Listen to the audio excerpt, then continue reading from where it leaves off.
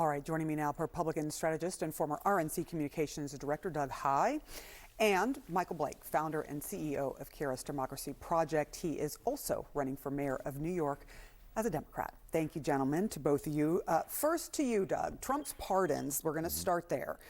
He made no effort to distinguish between people who engaged in violence compared with those who were charged or convicted of nonviolent offensive.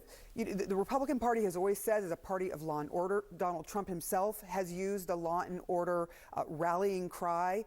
How can they call themselves this after these pardons, which included men who beat D.C. police officer Michael Fanone and pepper sprayed U.S. Capitol Police officer Brian Sicknick, who then later died the next day? Yeah, to be honest, Sarah, I think it's really difficult for Republicans to do that. And we can talk about a larger issue about the pardon process. I think, it's obviously very difficult to change things that are in the Constitution. I would love to do that with the pardoning process. What Joe Biden did yesterday was bad. What Donald Trump did yesterday was also terrible, and because of exactly what you laid out. And I take it personally, Sarah, because some of the rooms that were in the Capitol that were stormed and people occupied, one of them was my office. So I look at it a little differently than obviously most voters would. Most voters haven't been to the Capitol or into the complex, into certain offices and so forth. It's a shameful thing. It's a terrible way for Donald Trump to start. He had a real opportunity yesterday, and I think this starts things on a foot that really just is terrible for the country. You heard Doug, though, compare the two. He says what Donald Trump did was bad. What Joe Biden did was bad because Joe Biden pardoned some of his family members and the January 6th committee for fear that they were going to be charged, but none of them have been charged. What do you make of that comparison? Because you're going to hear that a lot, I think, from Republicans. It's not even close. President Biden protected his family because he knows that Donald Trump is doing absurd things and he's going to attack them. Donald Trump pardoned insurrectionists. And so we can't even compare the two. And I got a lot of love for Doug. Obviously, we both have been political fellows, but they're not even comparable.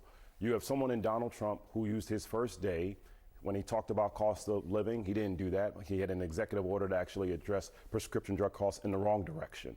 He's trying to end birthright citizenship even for children that are born to mothers who are here.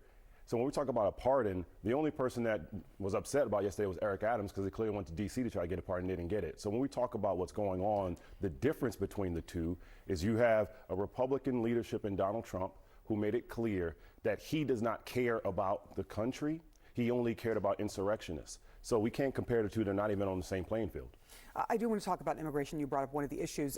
Trump signed a bevy of executive orders on immigration, including shutting down the app that allows migrants to legally apply for asylum. He also signed an order to end birthright citizenship, something that the Supreme Court upheld in part as part of the 14th Amendment's constitutional right.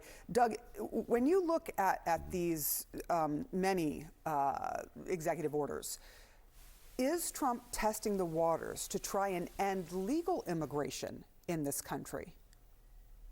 Yeah, sure, Sarah. First, let me be clear. I'm very critical of Donald Trump here. And where a lot of Republicans aren't and haven't been, I've been consistent since day one. And day one was the day he came down that escalator. I'm never not going to be critical when he does the wrong thing.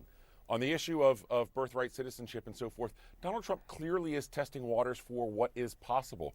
Clearly, the Constitution on the 14th Amendment is very clear on this.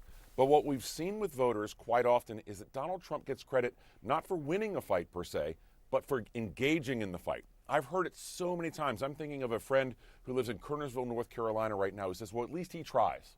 Now, I may disagree sometimes with what Donald Trump tries, but that sentiment from voters is very real. It's part of why he won. He doesn't have to win this fight. He just has to fight the fight. Doug brings up a point that immigration was a big issue for voters. Time and again, they were polled, they said so. Also, of course, the economy, a big issue. So when you look at some of these states that are saying they are not going to cooperate with ICE and that they're going to push back, is that a smart move since the citizens said, look, we want Trump in office, we want something done about immigration? It is a smart move because we have to have humanity. And when we think about what's happening right now, you have families that are going to be wondering, do they take their child outside to school because ICE may roll up on them? Let's be clear. What the American people said is they wanted someone to address cost of living. And Donald Trump is actually not doing that.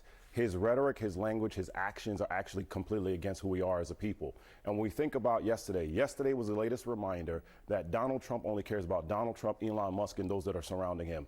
And so we have to ask ourselves, what country do we want? What kind of leadership do we want? And we have people in places who have no business being there. Yesterday, Sarah, we think about this, MLK Day. You had individuals who canceled on MLK celebrations because they wanted to be in overflow rooms in DC. The rooms we need to be in is actually helping our people. And when people actually are focused on that, whether it be new leadership at the DNC and new leadership here, we have to be clear that people are sick and tired of the foolishness they're seeing even on day one from Donald Trump. Michael Blake, thank you so much. I appreciate it. And also to you, Doug High, I appreciate you both coming on early this morning for us.